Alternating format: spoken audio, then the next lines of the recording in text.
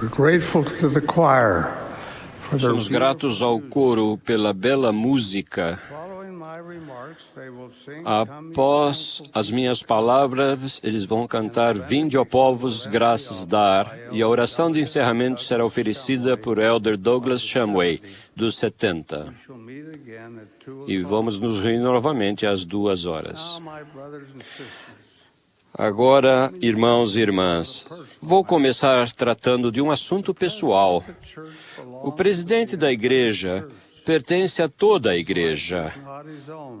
Sua vida não é exclusivamente sua.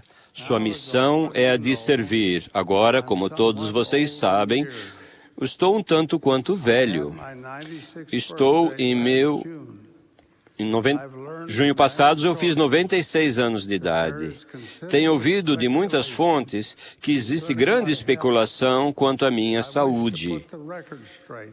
Vamos esclarecer isso. If I last a few months Se eu ainda permanecer alguns meses mais, serei o presidente da igreja a servir com idade mais avançada dentre todos os que me antecederam. Não falo isso com empáfia, mas com gratidão. Em janeiro passado, passei por uma cirurgia séria.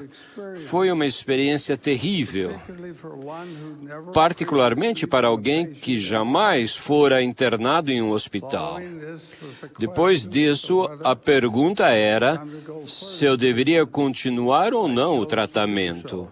Resolvi fazê-lo. Meus médicos chamam o resultado de milagroso. know that the favorable Sei que os resultados positivos vieram de suas muitas orações por mim. grateful to Sou profundamente grato a vocês. permitted me to live. O Senhor permitiu que eu vivesse, não sei por quanto tempo ainda, mas seja qual for o tempo, continuarei a dar o melhor de mim nas tarefas que It is not desempenho. an easy thing to preside over this large Não é fácil presidir esta grande e complexa igreja. escapes the attention of the Nada escapa à atenção da primeira presidência. Nenhuma decisão importante, nenhum dispêndio de fundos é feito sem sua aprovação. stressful A responsabilidade e as pressões são enormes. Mas iremos adiante por tanto tempo quanto o Senhor quiser. last April. Como disse em abril passado, estamos em suas mãos. Well, my Sinto-me bem. will be good. Minha saúde é relativamente boa, mas quando a hora chegar para um sucessor, Be smooth. a transição será serena e de acordo com a vontade daquele a quem esta igreja pertence. E assim, prosseguimos em fé.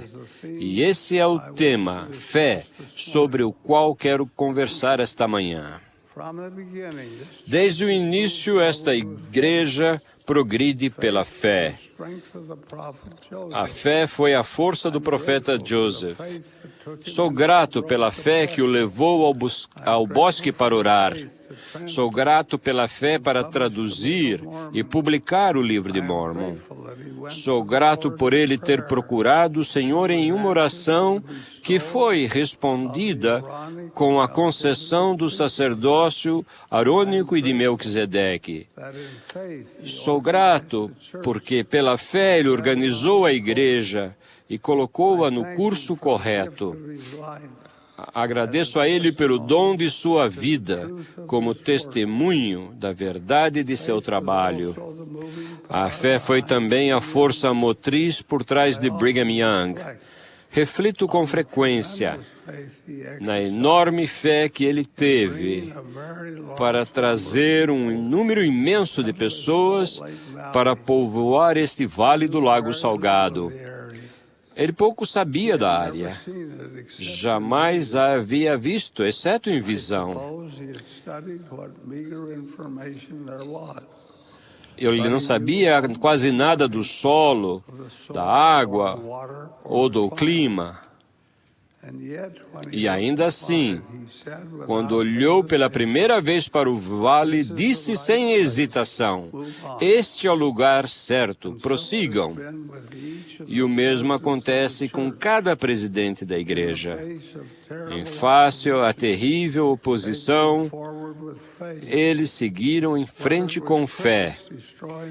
Querem fossem gafanhotos destruindo suas colheitas, quer fosse a seca ou a geada na primavera, quer fosse a perseguição do governo federal, ou, mais recentemente, quer fosse a necessidade urgente de estender ajuda humanitária às vítimas do tsunami, ou de terremotos ou inundações em muitos lugares diferentes. O progresso tem sido o mesmo. As prateleiras do bem-estar têm sido esvaziadas. Dinheiro vivo aos milhões tem sido enviado aos necessitados, independentes de serem ou não membros da igreja. Tudo pela fé. Este é um ano importante de aniversário na história da igreja. Como vocês sabem, é o sesquicentenário da chegada das companhias Willie e Martin de carrinhos de mãos e das companhias de carroções de Hunt e Hodges que os acompanharam. Muito foi escrito no que se refere a isso, e eu não preciso entrar em detalhes. Todos vocês estão familiarizados com a história. É o suficiente dizer que aqueles que empreenderam a longa jornada, desde as Ilhas Britânicas até o Vale do Grande Lago Salgado, começaram sua viagem pela fé. Eles tinham pouco ou nenhum conhecimento do que enfrentariam, mas foram em frente. Iniciaram sua jornada com grande expectativa. Essa expectativa diminuiu gradualmente à medida que rumavam para o oeste. Ao começarem a tediosa jornada, seguindo o rio Platte, e depois ao subirem o vale do Sweetwater, a fria mão da morte levou muitos deles. Seu alimento foi racionado, os bois morreram, seus carrinhos quebraram, tinham trajes e roupas de cama inadequadas, as tempestades vinham furiosas, eles buscavam abrigo, mas não encontravam, as tempestades rugiam ao seu redor, eles literalmente morriam de fome, dezenas morriam e eram enterrados no solo congelado. Felizmente, encontraram-se com Franklin D. Richards, que retornava da Inglaterra. Ele tinha um transporte leve, puxado a cavalo, capaz de viajar muito mais rápido. Ele veio para o vale. Era esta mesma época do ano. A conferência geral estava em sessão. Quando Brigham Young recebeu a notícia, colocou-se imediatamente diante da congregação e disse: "Darei agora o assunto e o texto para os eldres que vão falar hoje e durante a conferência. E é este. Neste 5º dia de outubro de 1856, muitos de nossos irmãos e irmãs estão nas planícies puxando carrinhos de mão. E provavelmente muitos estão a 1.125 quilômetros deste lugar. Eles precisam ser trazidos para cá. Temos que mandar-lhes ajuda. O texto será: tragam-nos para cá. Quero que os irmãos que vão falar entendam que seu assunto é o povo que está nas planícies. E o assunto importante para esta comunidade é de mandá-los buscar trazê-los antes que o inverno fique forte demais. Conclamos os bispos no dia de hoje. Não esperarei até amanhã, nem até o dia seguinte, para reunir 60 boas mulas e 12 ou 15 carroções. Não quero mandar bois, quero bons cavalos e boas mulas. Eles existem nesse território, é preciso reuni-los. Também 12 toneladas de farinha e 40 bons cocheiros, 60 ou 65 boas parelhas de mulas ou cavalos com arreios. Digo-lhes que sua fé, religião e consagração à religião jamais salvarão sequer uma alma no reino celestial de nosso Deus, a menos que possam cumprir da mesma maneira os princípios que lhes estou ensinando agora. Vão e tragam as pessoas que estão nas planícies e cuidem estritamente das coisas que chamamos de temporais ou deveres temporais. De outro modo, sua fé será em vão. A pregação que ouviram terá sido em vão e vocês afundarão no inferno, a menos que cuidem das coisas de que lhes falei. Imediatamente, cavalos, mulas e carroções resistentes foram oferecidos. Trouxeram farinha em abundância, trajes quentes e roupas de cama foram rapidamente reunidos. Em 1 ou 2 dias, os carroções dirigiram-se para o leste pela neve pesada. Quando a equipe de resgate encontrou os santos sitiados, eles foram como anjos do céu. Derramaram lágrimas de gratidão. As pessoas dos carrinhos de mão foram transferidos para os carroções, para viajarem mais rapidamente até a comunidade de Salt Lake. Cerca de 200 morreram, mas 1.000 foram salvos. Entre os que enfrentaram essas horrendas circunstâncias nas planícies, estava a bisavó de minha esposa. Ela fazia parte da companhia Hunt de carroções. Hoje, o túmulo de minha esposa no cemitério de Salt Lake City tem vista para o túmulo de sua bisavó, Mary Penfold Gubble, que morreu nos braços da filha ao entrar neste vale. Ela foi enterrada no dia 12 de dezembro de 1856. Perdera 3 de seus filhos durante aquela longa jornada. Os pés de uma das filhas que sobreviveu estavam gravemente congelados. Que história é essa? Cheia de sofrimento, fome, frio e morte. Repleta com relatos de rios congelados que tinham de ser penosamente atravessados, de tempestades de neve uivantes, da longa e lenta subida de Rock Ridge. Com o passar deste ano de aniversário, isso poderá ser esquecido, mas espera-se que seja citado com frequência para lembrar as gerações futuras do sofrimento e da fé daqueles que nos precederam. Sua fé é nosso legado.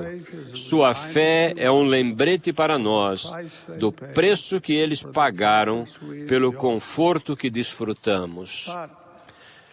Mas a fé não é demonstrada apenas nos grandes acontecimentos heróicos, tais como a vinda dos pioneiros dos carrinhos de mão. Ela também é demonstrada em eventos pequenos, porém significativos. Deixe-me narrar-lhes um deles. Quando o templo de Manti, Utah, estava em construção há cerca de 120 anos, George Francis Paxman trabalhava como carpinteiro que fazia os acabamentos. Ele e a jovem esposa Martha tinham um filho e esperavam outro. Enquanto levantava uma das pesadas portas na parte leste do templo, George teve uma hérnia estrangulada. Sentia dores terríveis. Marta deitou-o em um carroção e levou-o até a cidade de Nefe, onde o colocou no trem e levou-o até Provo. Lá ele faleceu. Recusando-se a casar novamente, ela ficou viúva por 62 anos, sustentando-se com o trabalho de bordadeira. Agora deixe-me que me desvie dessa narrativa para contar que quando eu estava noivo de minha esposa, dei-lhe um anel. Quando nos casamos, dei-lhe uma aliança. Ela usou-os durante anos. Então, um dia, notei que ela os havia tirado e estava usando uma aliança de ouro que pertencera à avó. O anel havia sido dado por seu marido, George. The ring was the only thing he left in this life. O anel é tudo que ele tinha deixado para ela. House cleaning. Um certo dia, na primavera, Marta fazia uma limpeza. Ela tirou toda a mobília da casa para limpar tudo. Ao afofar a palha do colchão, olhou para a mão e a aliança não estava mais no dedo. Procurou-a cuidadosamente em todos os lugares. Era a única lembrança material de seu marido. Ela revolveu toda a palha com os dedos, mas não conseguiu encontrá-la. Lágrimas escorriam-se por seu rosto. Ela ajoelhou-se e orou para que o Senhor a ajudasse a encontrar a aliança. Quando abriu os olhos, olhou para o chão e lá estava. Estou com ela agora em minha mão. É muito pequena para que todos a vejam. É de ouro 18 quilates, velha, arranhada e amassada, mas representa a fé possuída por uma viúva que rogou ao Senhor em seu momento crítico. Tal fé é a fonte da atividade. É a raiz da esperança e da confiança. É esse tipo de fé simples que todos nós precisamos de mais. No trabalho contínuo desta grande causa, mais fé é o que nós realmente precisamos. Sem ela, o trabalho estagnaria. Com ela, ninguém pode parar o seu progresso. Disse o Salvador: se tiverdes fé como um grão de mostarda, direis a este monte: passa daqui para acolá, e há de passar. E nada vos será impossível. A seu filho Elamã, a alma declarou: prega-lhes arrependimento e fé no Senhor Jesus Cristo. Ensina-os a humilharem-se, a serem mansos e humildes de coração. Ensina-os a resistirem a todas as tentações do diabo com sua fé no Senhor Jesus Cristo. Que o Senhor nos abençoe com fé na grande causa da qual somos parte. Que a fé seja como uma vela para guiar-nos à noite com sua luz. Que ela siga diante de nós como uma nuvem para guiar-nos durante o dia enquanto oramos. Por isso, humildemente eu oro naquele que é a força de nossa fé, o Senhor Jesus Cristo. Amém.